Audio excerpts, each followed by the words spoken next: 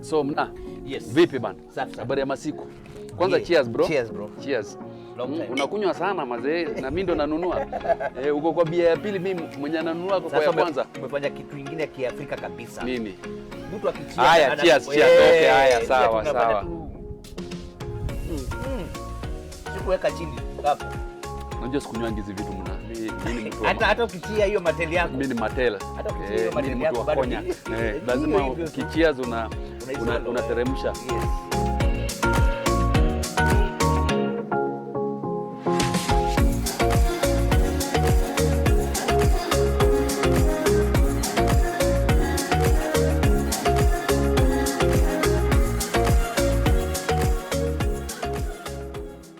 Welcome to Michezo Castle. Leo niko na rafiki yangu mmoja anaitwa Kalaiya. Rafiki yangu wa siku nyingi sana. You know, this guy is passionate when it comes to football. He was an administrator. Ndio muhindi wa pekee Meru, alifanya watu huko Meru waka enjoy Super League then, or was it Premier League? So tuko place fulani huko Kitengela inaitwa Mao. Very nice place, you know, it's a recreational center. They have a gym, they have a basketball court. Kuna mbuzi, kuna nyama, kuna bia pia, kuna vitu nyingi. So this is a place that when you are around Kitengela and you want to spend your weekend, this is a place to be. So leo tunataka kupiga story na huyu jamaa wangu Kalaiya. Watu wajue mali tulitoana naye, kila mara watu wanatuona na yeye kule Isinya na kila mahali. Hawajawahi understand mali tumetoka na huyu jamaa, tumetoka na mna mbali sana, and this is the story that we want to bring to you people today. Muna, yeah. Tell me about yourself. Football, Meru. You know, this is the only Indian that has been in football administration in this country, and he's the reason Merus, watu waliacha kukula veve wakaanza kuwatch ball huko. Yeah. And I remember, you know, Muna is my boss. Not so many people know. Was your boss? Was my boss, yeah. I'm not your boss now. When I lost my job at Kenya Breweries, yeah. And by the way, when I was playing for Kenya Breweries then, you used to travel with us all over the country. All over the country. Every Saturday, Sunday, you're with us, so you became a family. And this is an Indian that knows how to cook cow hooves. and even heads, you know, the son is laughing. So Muna tumenda. The first time by the way I met you, we went to what's the name of this chick at Bama? Night. Where we went at Night's place.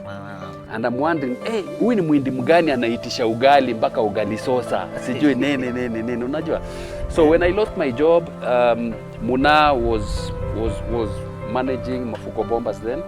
And he invited me to be the coach, and apparently the boys that we recruited are the boys that actually participated, performed, and the team managed to qualify for the Premier League. For the Premier League.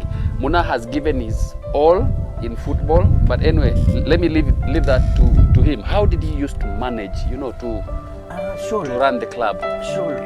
What happened? I have a lot of passion for football. I played football. And it was a time that Meru had that Meru Bombers. The team died. And unfortunate part of it, there was no football in Meru, basically. Call it a spade a spade. Then I came up, guys, actually, the former players who were there. There is Rutherford Karaoke, Boaz Zulu, Gilbert Teller, the pioneers of Bombers. Whenever we used to go and train, you know, football, playing football, you know, ile tu ya keep busy. Guys started telling me, hapana, wewe Muna bana, lazima tutengeneze team. So eventually, we formed a team. When we formed a team,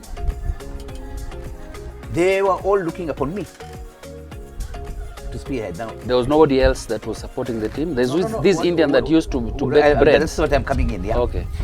Then I approached a young man called Sarit Lalji MAFUKO. Sarit gave us the first donation of uniforms on behalf of his late father. That was in the memory of his father. Sarit had just come from the UK. So therein, as we continued, Sarit kept on giving us some small, transport money and things like that. So we decided to register for the provincial league. So we played the provincial league, and then we came to the Super League, and we eventually qualified. And I remember that was the time when I called you. Yeah. When we were going to Garissa. So we had some of our financial crises, here and there. Then MAFUKO came in. MAFUKO as a team. MAFUKO Bakery. They helped us, and they helped us qualify. But I remember the time when we were going to Garissa, the main guy who played a big part on it was Martin there, Kisima Farm. And we were also calling ourselves Kisima Bombers. Yeah, I remember the change. Exactly, the name that was the changed. time. Yes. And we used to go and train, if you remember, at the farm. Yes. High altitude training. Yes.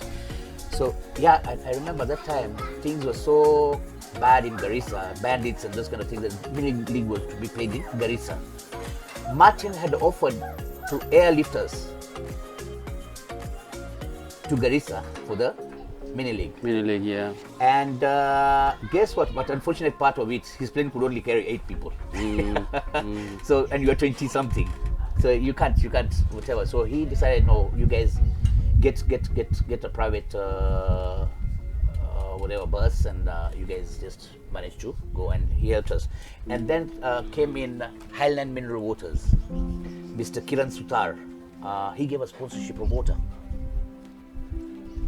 Every time that, actually we were the first guys to enjoy mineral water. Even at breweries, I think so, you guys didn't have water, you just had those other cans. So it was MAFUKO Bombers that had mineral water. So yeah, and we qualified. We beat Administration Police, and we qualified for the Premier League. Now it is the big game. Okay. Now coming to the big game, I remember with the nature of players that we had. Okay, yes, I remember you helped recruit so many players.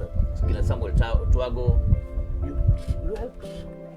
I recruited actually all the players that participated in the mini league. Mini league, yeah. Mini league, Yeah, including Shem Nyaberi. Yes.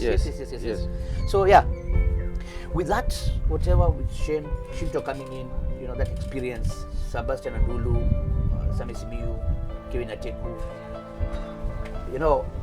Sunday Jumba, the late. But I think there was forgery also. From our side? Yeah. No. Andulu was, he had just come from Oman.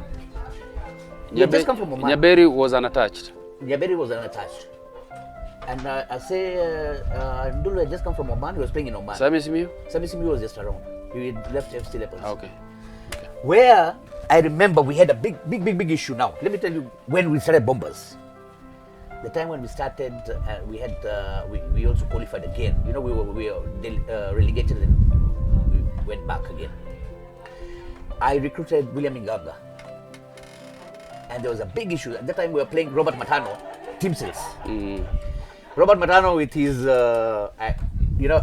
way of doing things. Yeah, I remember traveling to Nairobi overnight, recruiting William Inganga because he had just left Zamalek. And he had his release letter. So I said he has to play for me only the finals. And I came here, talked to William Iganga, to convince him. It took me, a whole night. A whole night. You only had one day. And one day. So you can imagine, he was saying no. I told him please. And he accepted. So we went to Meru, and I remember he played a serious game against himself. In fact, Matano was shocked to see William Iganga. Did he score? Yeah, and I remember William Iganga started with Franklin Obare, and it was Shem Nyaberi also. No, Shem that time wasn't there. Okay. That time he wasn't there. Okay. So it was Franklin Obare and William Iganga, and Franklin Obare scored. So Franklin was a lethal striker. Yeah, lethal, very lethal. And I got Franklin Obare from Thunderbirds. He was playing for Thunderbirds in Nyanyuki. So yeah, it's a journey of players that are connected and things like that. So Muna, MAFUKO Bombers aside, yeah. Yes. There is rumors that MAFUKO Bombers ate your shop. You guys used to be the only suppliers of books in Meru. What happened? And you're the one who used to be the shopkeeper. Nasikia ulikula pesa yote ukiweka kwa mpira. Actually, to be honest enough to you, Sholei, it brought a lot of family problems, and I was at one point kicked out. By the family? Yes, I was at one point kicked out. Literally kicked out. Why? What happened? I left with a bag.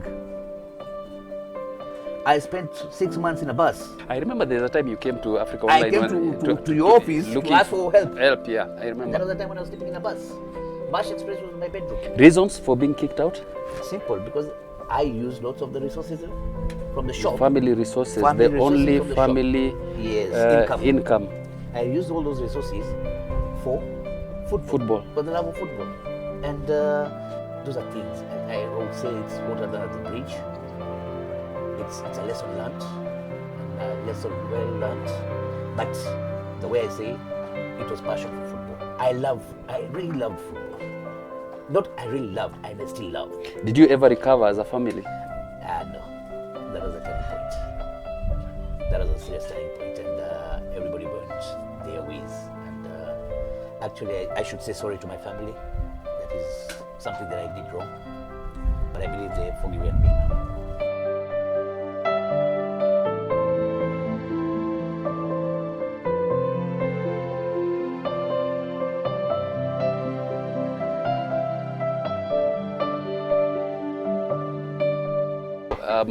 When you're investing in football, you have to be very careful because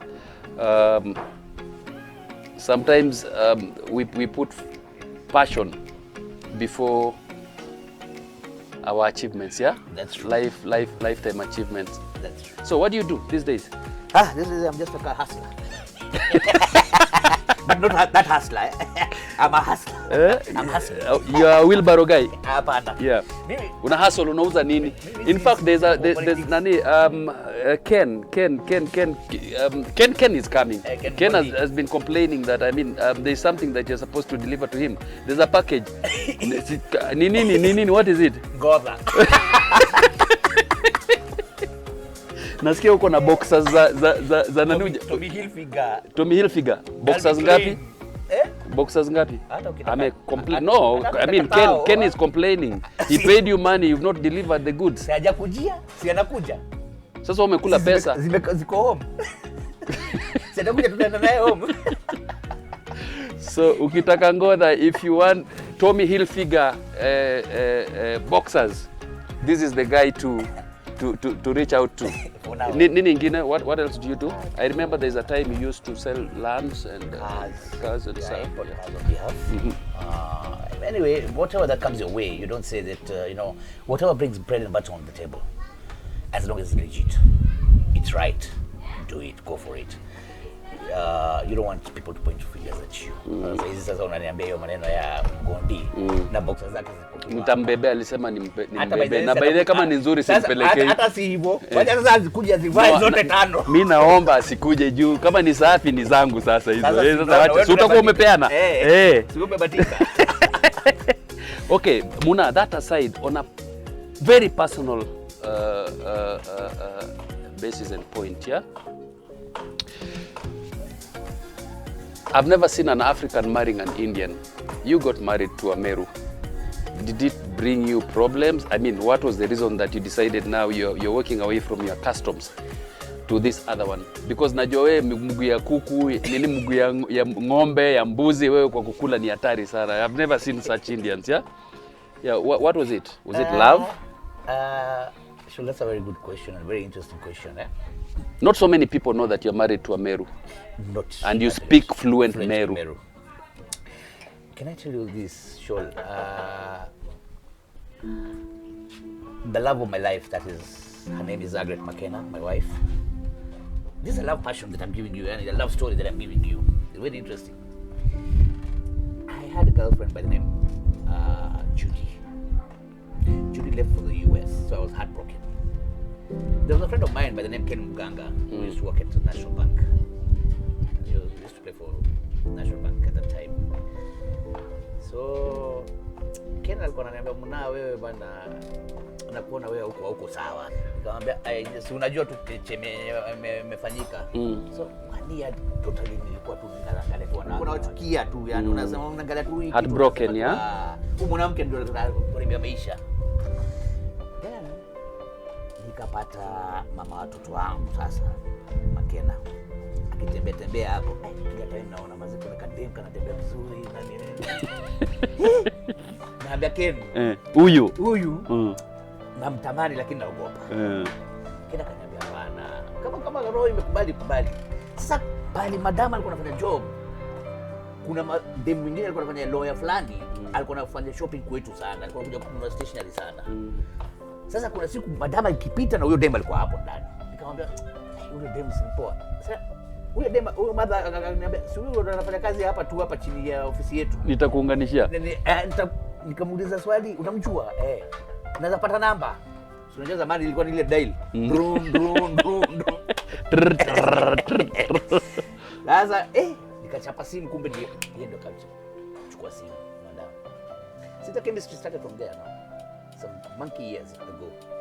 And yeah, actually vile unaweza sema Buddha alikuwa anataka, that time my late father alikuwa anataka tuende India and get married huko kwa Hindi nini. Mother alikuwa na convince sana, nikamwambia mother, by the way my old man passed on. In fact, the day when my old man passed on, Agret was at Tukwatuna and she was the first person who alikuja kuniambia to console me. So I came back and told madam, my mother, Mom, whether you upande juu shuke chini, mimi ni Mwafrika. Mimi hata ukinipeleka India hakuna haja niende nikalete Muhindi kutoka pale na umpendi nikuje nimharibie maisha yake hapa. It will not be fair. Hata it is not be fair kwa wazazi wa huyo msichana. Hata mimi niko na dada. Singetaka dada yangu asumbuliwe. Yes, so mama kaniambia, anyway, that is your decision. And then my sister who is in Australia, ndio niongea na mother akamwambia wachana nao, choice yake wachana naye. So ndio hiyo maisha. So I mean so that you know, Muna has two very beautiful kids, a boy and a girl. Unfortunately, the girl had an accident. It's a story that we might probably bring out some other day. And when this girl was involved in the accident, I remember in December, it was 1 December, they came to Isinya, to our place, and we had a good Christmas. We slaughtered a goat, tukakula wote pamoja. The girl was, I mean, in good shape. And then come January, when the schools were opened, then akagongwa kwa shingo, akakuwa paralyzed. But anyway, tunachia God. That's a story for another day. Again, tuko Mao. There's a place called Mao. Iko Kitengela. This place is in Kitengela. You can search for Mao on Facebook, Instagram, kokote. Maskan fit sana, maskan nzuri sana ya kuchill. Ndio tumekuja kuchill na Muna. Kwa Muna tu ni hapa nyuma, akona nyumba yake hapa nyuma. So Muna, Kenya football. Yes, interesting topic. Kenya football. Kenya football. You guys said Nick Mwendwa messed football.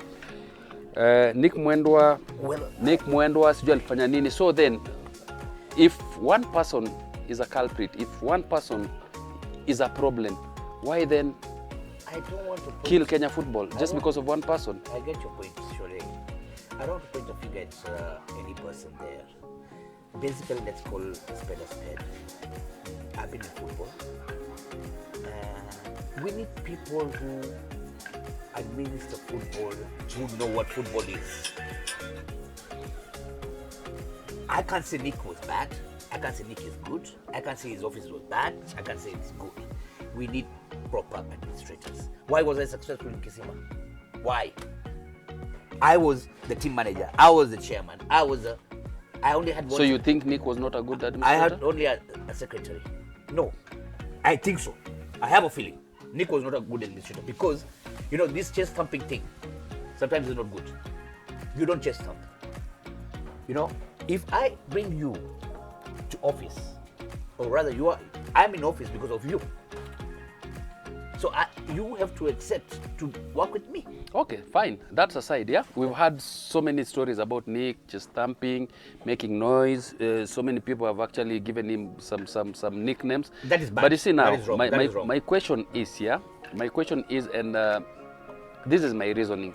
If one person was the problem, then why do you disband the whole system from the national to sub-branch levels? Because if Nick was a problem, yeah, the government is actually dealing with Nick. So then there's a vice president. Why is it that everyone else is locked out? You see, like I'm telling you, Shol, personally, in football, you need administrators. You need good administrators. I ask you one simple question, Shol. Why are we not qualifying for even Africa Cup of Nations after so many years? Sekafa, we used to be champions. During the days of Mahmoud Abbas, JJ Masiga, you remember, even your time. Why are we not going back to that? Whatever. You remember Job Omino? Yeah. Late? Yeah. He's late, I think so. Yeah, he is. He is, yes. Job had passion for football. He gave football. But these people don't have passion for football. They have passion for their pockets. Which is wrong. My friend, I am telling you, when this ball is here, if I lose it, let it go to the huko mtaani. I know kuna vijana watachukua hii mpira, watafurahi, yeah, I keep telling people, mtu hata akiiba mpira itaenda kuchezwa mahali. Simple. So hata ikibwa, don't feel bad. The ball, but don't steal the money. FIFA gives us how much money per year? Where does that money go? Look at the youth. Look now, you are now giving good example. We are at the Mau Gardens.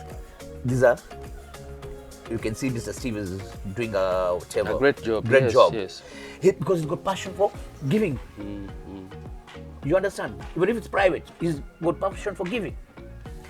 Today, Shol, we were just discussing with Steve in length yesterday. I was giving Steve an idea. He was asking me about, he's got a problem, by the way, right now. He's got issues with coaches. You know, he doesn't have a steady coach who knows and understands children. So he was asking me, about coaches and those kind of things. So I told him, Steve, you know what? You know KNVB, Sweden, those people give so much, whatever, to coaches. And I was giving him an idea. If you can start, maybe like a college kind of thing here, bring instructors from Germany, England, Netherlands, right? Sweden. With that kind of academy, now you will be raising many coaches, and you'll have a track record for the coaches. And that's what the federation has to do, because you have to work with the federation. The federation right now, tusidanganyane nani, kila mtu ni coach. Kila mtu ni coach. Ama ni uongo? Kila mtu ni coach. Wewe umefanya tu course moja, wewe ni coach. Umefanya, lakini my friend, license yako right now, Premier League inataka license gani? Yeah, nataka B. Am I right? So now wewe hata kufikia hiyo license, but when ni shida. Ni shida. Na pia spaces za coaching za B wanapeana kujuana. So you understand, when you create something like that, you will have recruitment. Tanzania, Uganda, Rwanda, Burundi, Congo, some sort of Sahara or something of that sort. Usha capture hiyo kitu. My friend, what are we talking? Are we not generating man? Huyo ni Muna Kalaiya. So thank you Muna.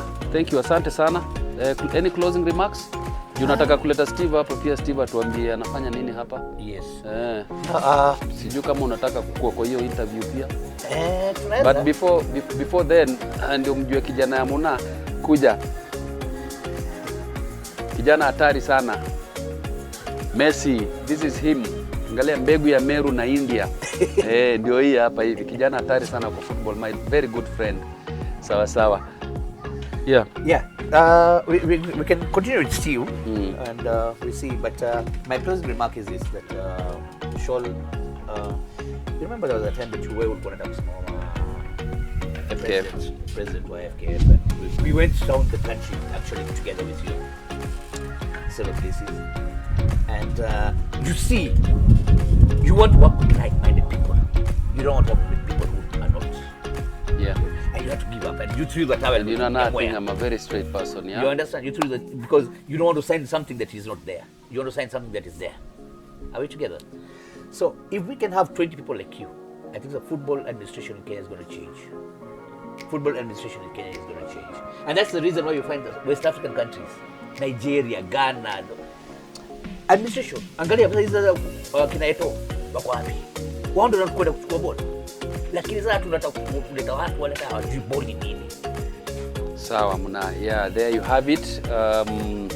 Tumekuwa tukiongea na Muna Kalaiya. My former boss.